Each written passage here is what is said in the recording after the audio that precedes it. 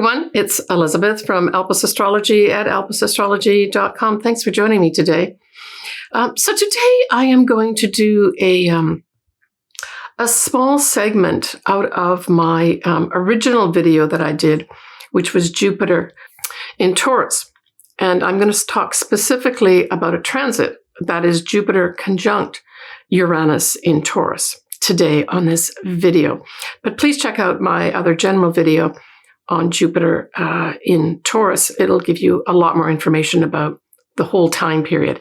I'm just focusing on the day that Jupiter conjuncts Uranus in Taurus. And that is the 20th of April, 2024 at 6:03 p.m., and that's Pacific Daylight Time. It will be at 21 degrees of Taurus and 49 minutes. Now, I looked back around 500 years ago. I went back that far. I'm sure other astrologers may go back even further to see when we had something like this happen. Now, we certainly have had other Jupiter conjuncts Uranus, but we only had two Jupiter conjunct Uranus in Taurus around this degree point of 21 degrees occurred. Now, there were two that occurred, but really only one that occurred around, it was at 25 degrees. And that was in May 1941. I'll talk about that in a minute, but I'm going to now talk about the chart itself on this day when Jupiter conjuncts Uranus in Taurus, and detail what other planets and luminaries and where they are. So the sun will actually be in Taurus too. It'll be at 1 degree. The moon will be at 28 degrees of Virgo. We'll have Venus conjunct in Chiron at 19 and 20 degrees respectively. We do have a Mercury retrograde going on. It will be at 16 Aries, 49 minutes. And it will be conjunct the north nodes, which are also in Aries, at 15 degrees. So that's a pretty close conjunction. Mars will be at 22 degrees of Pisces, and it will be relatively conjunct Neptune, which is at 28. So this is Mars and Neptune in Pisces. And of course, we'll still have Saturn around at 15 Pisces. Pluto will be at 2 degrees of Aquarius, so it'll be well into Aquarius. In fact, the whole month it'll be there. And Venus will be at 19 degrees of Aries. So we can see that we've got a fair amount of Aries going around here as well, which to me says there's probably an importance here of Mars in the mix because Mars rules Aries as well. So when we go back to this whole time period of May 1941, and then of course we can look at, just generally speaking, even the months that followed. And really, there was a lot of things happening in 1941 with regard to the Second World War. A lot of people were killed, in particular, a lot of Jewish people, writers and scientists. They also had England being bombed mercilessly, but then in turn, of course, British troops were doing the same as well. This was the year, 1941, when Pearl Harbor was also bombed in December 1941. And of course, that really started the whole joining the war of the US of A. So I'll leave it at that. When we look at the other time period, which was at 29 degrees of Taurus, it was May 23rd, 1858. I think some of the things that I felt would be sort of highlighted at this conjunction of Jupiter and Uranus, when we look at Jupiter, we know that Jupiter rules Sagittarius. It rules the 9th house. And what is the 9th house? A lot of times we refer to the 9th house as the house of travel. It's the house of the expanding mind. It's what means something to me. But it's also foreign things, foreign people, foreign places, and of course then travel in a foreign land. And of course, we're talking about Uranus. Uranus really rules outer space. It refers to science or scientists. It also speaks to unexpected things, unexpected events. And so when I saw these both going together, I thought that maybe there's going to be some major forward movement with regards to space, that's Uranus, and Jupiter, which represents travel. So I put the two together and said, space travel may be really at the forefront at this time. And of course, we're talking kind of April time period, but I would take it probably even on in a few months, so April and May of 2024.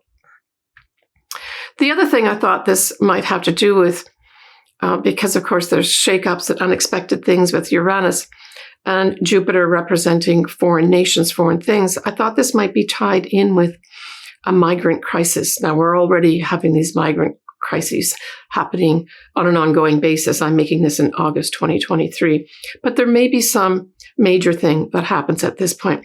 Let's hope there's some major thing associated with maybe new laws to help protect people, because Jupiter can also rule laws as well.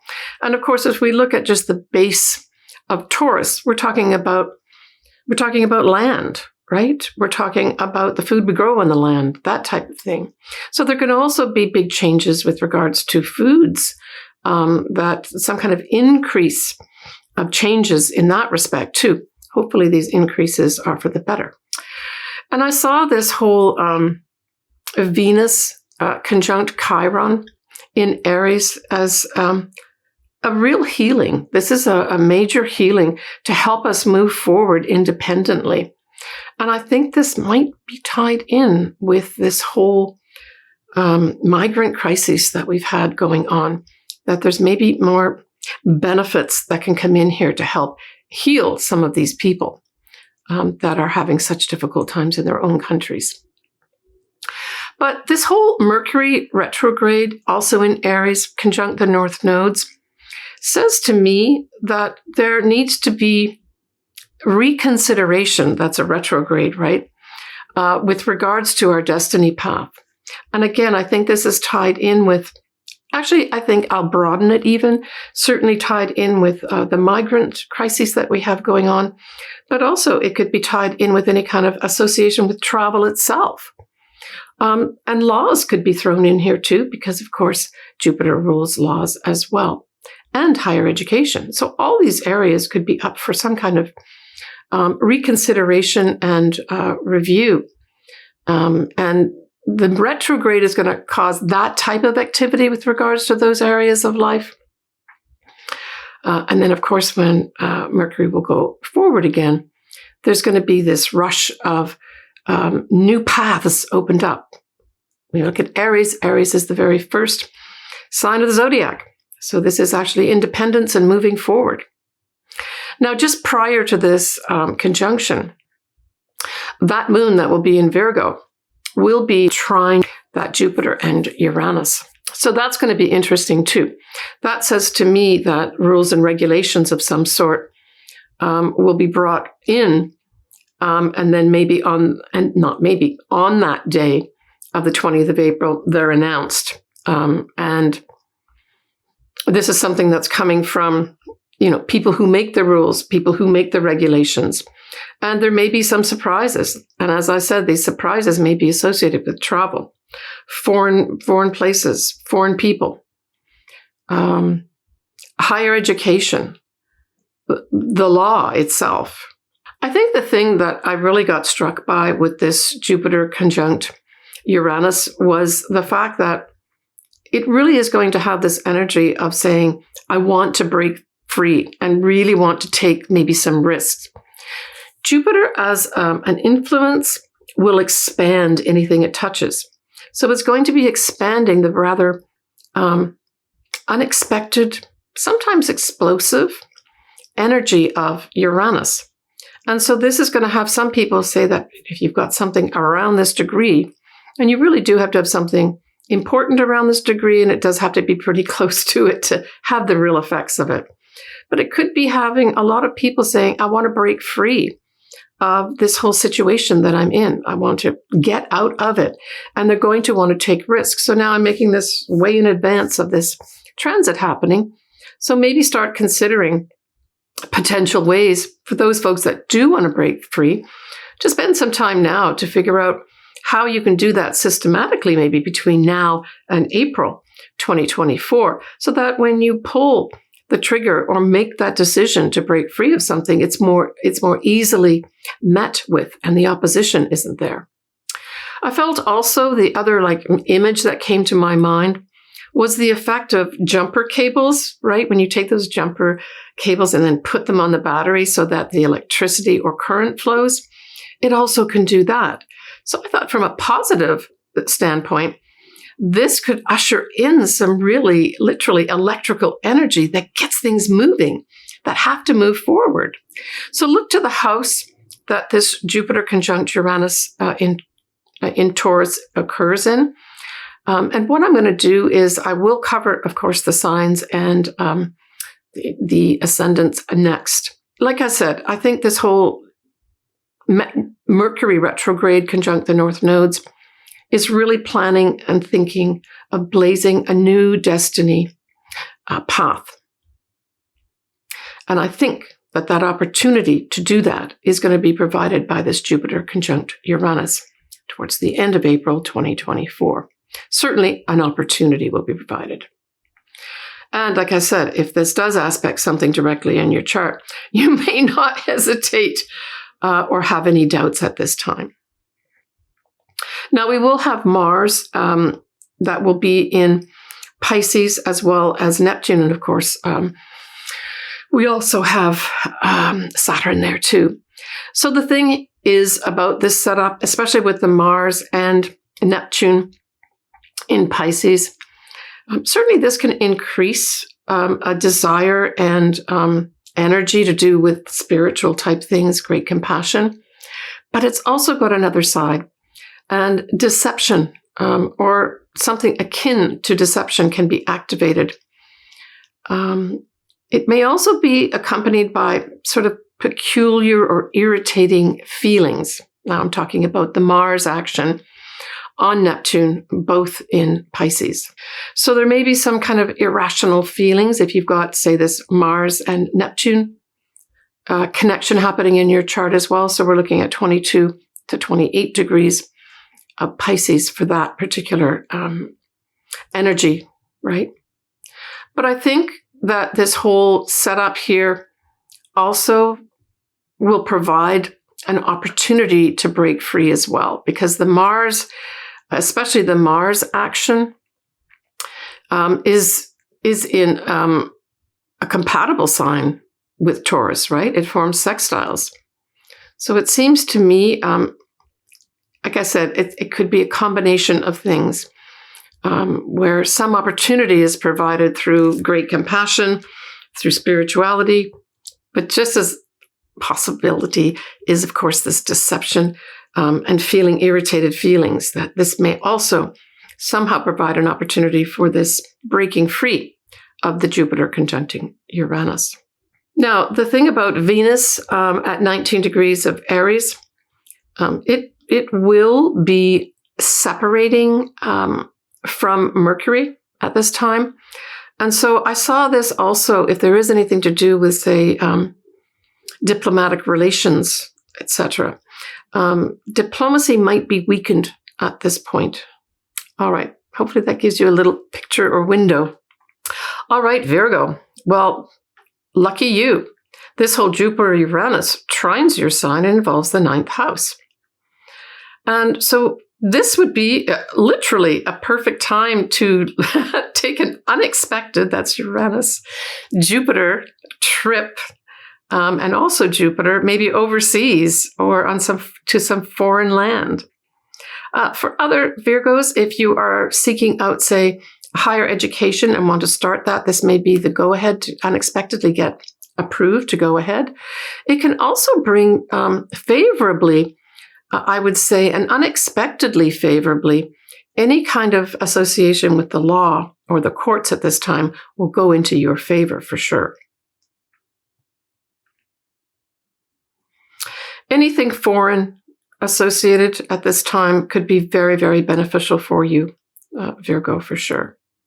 But it also can, if we're looking at a higher level here, that ninth house also represents, what's important to me, what has meaning for me. So certainly with that effect of Uranus bringing in enlightenment, maybe you've gone through, some Virgo's gone through a whole lifetime of not understanding or realizing what's really important, and you get it in April, May 2024. Now, when we look at that Mars and Neptune, Virgo, it's opposite your sign in Pisces, right? And so I would say pay attention to anything that comes to light with regards to, say, a partner. Business partners is included here, as well as clients. You may have some confusion happening, like that effect of Mars on Neptune in your 7th house can have some kind of confusion happening around this time. So again, just pay attention to what's going on with the other, that's the 7th house, and see what you can do to clear things up as best you can. But also, this is also, to me, a signal, especially as the opposition, possible deception going on here. So if something doesn't seem right, check it out, Virgo. When we look at the effect here of that Mercury retrograde conjunct the North nodes, that's affecting your 8th house. So this 8th house really says to me that there's a new destiny path meant for you with regards to 8th house things. So that's your psychological self. That's any shared resources. That's your investments. That's your credit cards. That is your mortgage. And it being a retrograde, this is going to have you going back, looking at all those things basically carefully and saying, with regards to me having my destiny path moving forward with regards to anything to do with my investments and money, I need to take a close look at it. And that's the effect of this whole Mercury retrograde conjunct your North nodes in your 8th house. I would say, Virgo, wait until Mercury goes direct before taking any definitive action with regards to your investments. But this would be a good time to really investigate what's going on in all those areas. Let me just think here. Yeah, I'm just looking at the overall effect. I mean, the overall effect here, I think, is for you to make some changes and to put things into your life that have meaning for you. And that's kind of me saying that's the bottom line here, no matter what transpires during this time period. Take care, Virgo. All right, folks, that kind of wraps this up. I hope this has given you a little bit more insight to this specific transit of Jupiter conjunct Uranus, and then the influence of a few other things going on at the same time. I wish you the best of luck. As always, I love to hear what's happening to folks. So I guess April, May time period, I'll have some, I'm sure, interesting comments from various viewers as well as my clients. All right, folks, take care of yourself. I'm wishing you all the best with regards to, what I'm hoping is unexpected benefits, unexpected beneficial teachers or advisors coming in that will really give something that is a benefit and that is good for us, that is nice for us, and that's very sweet. All right. Take care of yourself, everybody. Bye for now.